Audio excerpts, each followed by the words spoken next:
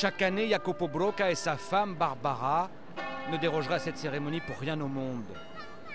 À la même date, ils viennent dans cette basilique honorer le saint patron de Milan, saint Ambroise, qui a été évêque de la ville au IVe siècle.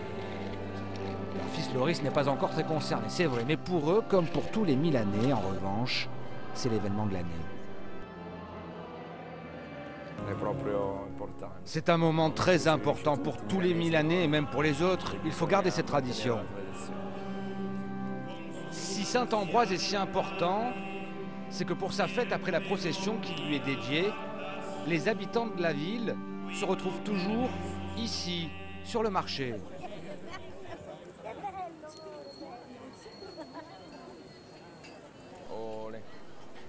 Passage obligé par ce stand. Ça n'est pas un vulgaire étalage de casseroles.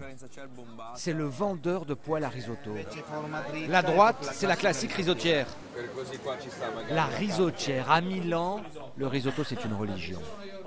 Tout le monde lève la main pour en commander une assiette. Bon appétit, Cicin. Le risotto et son osso bucco, intimement liés jusque dans la préparation du plat.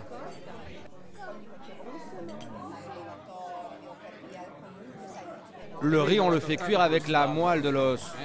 On n'utilise pas d'huile, juste du beurre et la moelle de l'os. Le beurre et la moelle. Et Barbara, qui est française, a également adopté ce plat. Dans les plats traditionnels italiens du Nord, c'est le risotto. Ici, il y avait autour de Milan, il y avait énormément de rizières. Et donc c'est vrai que j'ai appris à manger le risotto, c'est d'ailleurs excellent. Sans moelle, pas de risotto. Et sans safran, vous le savez, encore moins. C'est ici qu'on le récolte, en Sardaigne, en novembre, quand les crocus fleurissent par milliers. Cette fleur dont on va tirer le safran, Franco Melas l'appelle le miracle d'une nuit. Elle sort de terre juste après la pluie. Ça me touche au cœur de voir les champs fleuris. Le soir, il n'y a rien et le matin, en arrivant, il est couvert d'un manteau mauve.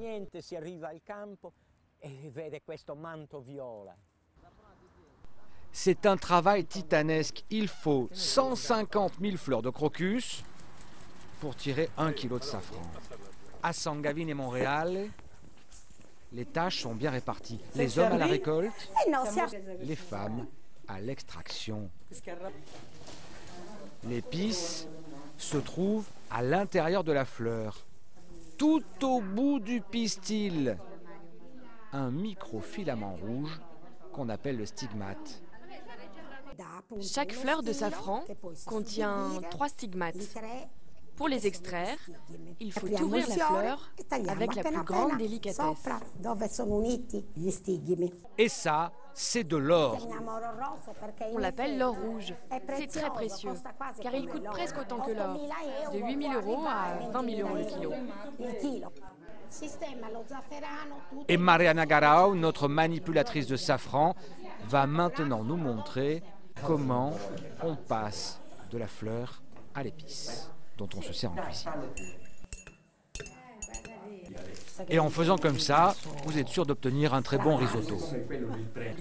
Si le risotto milanais est jaune, c'est parce qu'il est cuisiné avec du safran. Et ça marche pour tous les plats, une question de matière première. La sauce bolognaise par exemple, pour les spaghettis comme pour la lasagne.